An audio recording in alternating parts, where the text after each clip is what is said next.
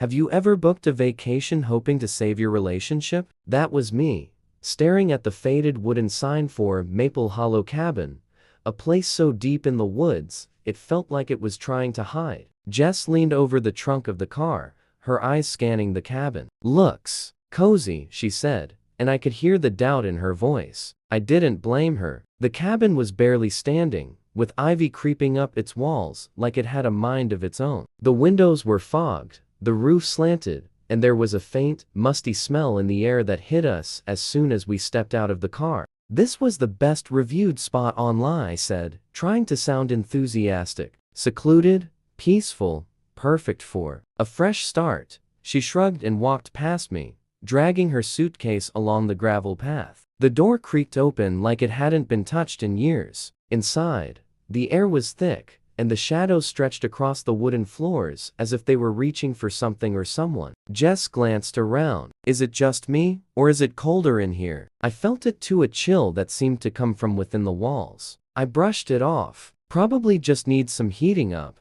I said, walking over to the fireplace. I fumbled with the logs, striking matches until a small flame flickered to life. We unpacked in near silence. I could feel the distance between us like a physical thing, a gap that had grown wider over the past year. We used to talk about everything, and now we barely spoke. This trip was supposed to help us find our way back to each other, but now, surrounded by all this silence, it felt like we were further apart than ever. That first night, the wind howled through the trees outside, and the old cabin groaned as if it were in pain. We sat on the couch, a glass of wine in hand, trying to relax. Jess was flipping through a magazine, her face half lit by the flickering light from the fireplace. And then, it happened. The lights flickered, once, twice, then out completely. We were plunged into darkness. "Did you see that?" I asked, my voice quieter than I intended. Jess nodded. "Must be a loose wire or something. It's an old cabin."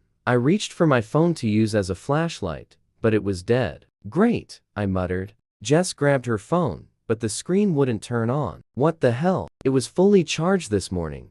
I felt that chill again, deeper this time, like it had seeped into my bones. "Let's check the fuse box," I suggested, trying to sound confident. We fumbled our way through the dark hallway to a small closet door. When I opened it, a gust of cold air hit me, and I almost lost my balance. Inside, I found the fuse box, and everything seemed intact. No blown fuses, no reason for the outage. Jess shivered beside me. "Maybe we should just go to bed," she said. I nodded, but as we turned to head back to the living room, I heard it, a faint whisper. I couldn't make out the words, but it sent a shiver down my spine. "Did you hear that?" I whispered. Jess looked at me, her face pale. "Hear what?" I swallowed hard. "Nothing, never mind." We made our way to the bedroom, each step echoing in the silence. I tried to push away the uneasy feeling that was gnawing at my stomach. Jess climbed into bed, pulling the covers up to her chin. I followed, and we lay there in the darkness, neither of us speaking. Then, in the stillness, we heard it again, a soft, distant cry like someone sobbing. Jess turned to me, her eyes wide. "Okay, I heard that."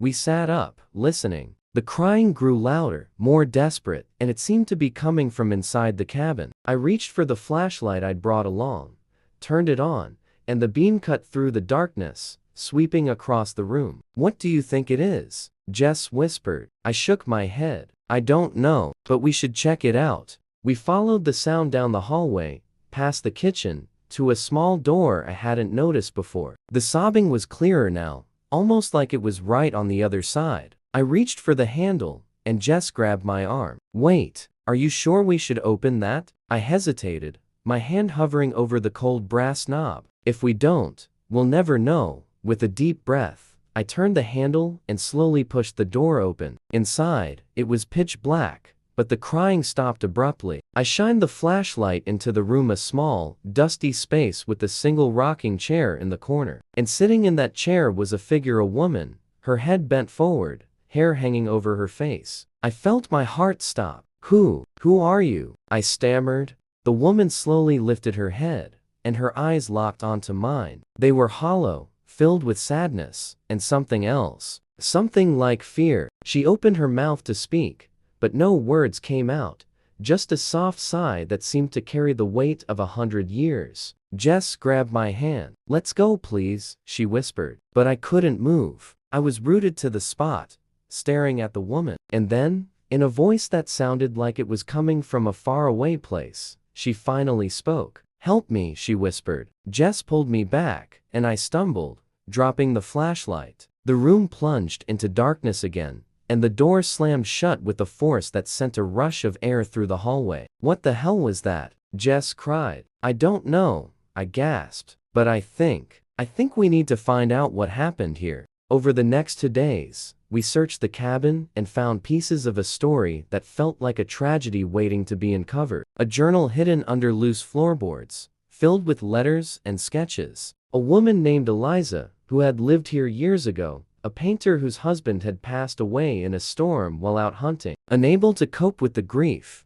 she had slowly lost her mind, and eventually, her life, in this very cabin. We sat together on the dusty floor, the journal between us. Jess turned to me, her eyes softer than they'd been in months. "Maybe she's trapped here," she whispered. "Maybe she just needs closure, like we do." We decided to confront the spirit together that night. The lights flickered, the air grew cold, but we held hands, and for the first time in a long time, I felt connected to Jess. We spoke to Eliza, asking her what she needed, telling her we were here to listen. The cold air seemed to swirl around us, and for a moment, I thought I felt a hand on my shoulder. And then, the crying stopped. The air warmed. The light stopped flickering. The cabin felt still, peaceful. Jess looked at me, a smile breaking across her face. "Maybe we helped her find peace," she said. I nodded, feeling a weight lift from my chest. "And maybe we found something too."